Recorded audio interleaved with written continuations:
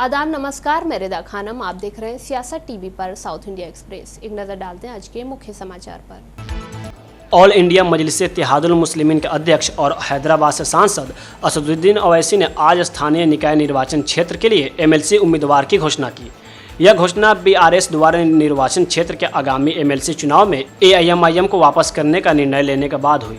पोल में ओवैसी के नेतृत्व वाली पार्टी मिर्जा रहमत बेग को निर्वाचन क्षेत्र के एमएलसी उम्मीदवार के रूप में मैदान में उतारने जा रही है।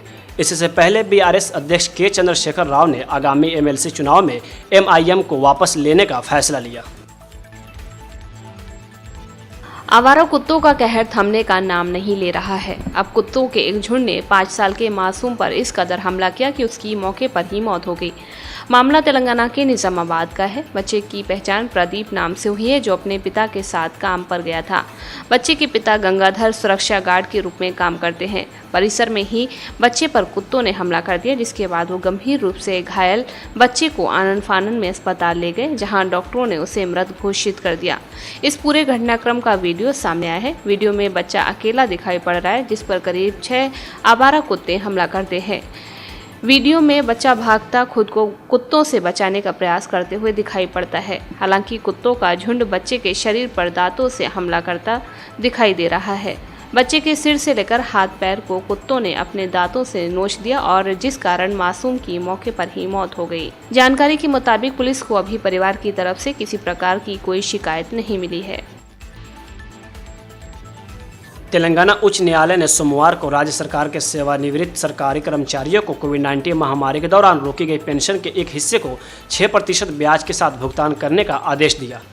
मुख्य न्यायाधीश उज्जवल भुइया और न्यायमूर्ति एन तुकाराम जी की तेलंगाना उच्च न्यायालय की एक पीठ ने इस बात पर जोर दिया कि तेलंगाना सरकार को उच्चतम न्यायालय के निर्देश का पालन करते हुए अतिरिक्त ब्याज के साथ बकाया पेंशन का भुगतान करना चाहिए। इसके अलावा अदालत ने पेंशन भोगियों द्वारा अवैतनिक पेंशन पर 12% ब्याज की मांग करने वाली याचिकाओं और जनहित याचिकाओं के एक समूह का भी निस्तारण किया। एक 29 वर्षीय महिला और उसके 9 दिन के जुड़वे बच्चे रविवार रात मृत पाए गए और उसके शव उसके घर में स्थित नाले से बरामद किए गए। बीच संध्या रानी के रूप में पहचाने जाने वाली महिला ने कथित तौर पर अपने जुड़वा बच्चों को नाले में फेंकने के बाद अपने जीवन लीला समाप्त कर ली, क्योंकि वह उसकी स्वास्थ्य जटिलताओं के बारे में चिंतित थी।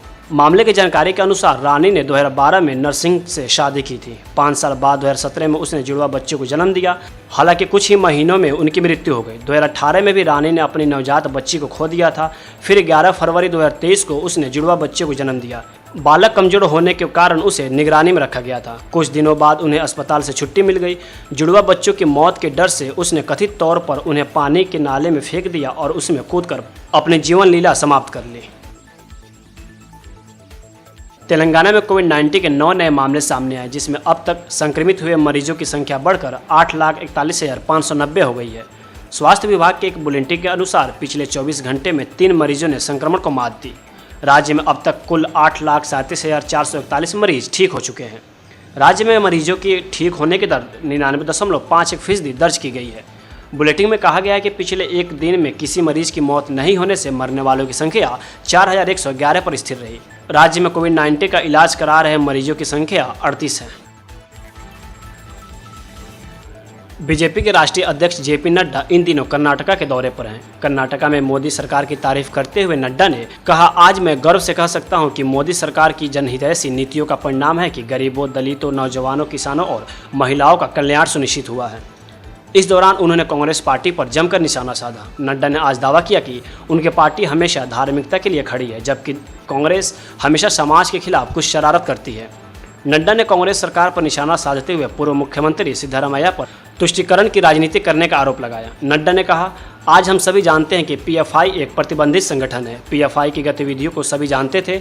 उन्होंने आरोप लगाया कि सिद्धारमैया सरकार ने पीएफआई और कर्नाटक फोरम फॉर ग्रेटिटी के कार्यकर्ताओं के खिलाफ मामले वापस लिए थे। दो महिला अधिकारियों डी रूपा मौगदिल और रोहिणी सिंधु के झगड़े ने कर्नाटका प्रशासन को हिलाकर रख दिया था।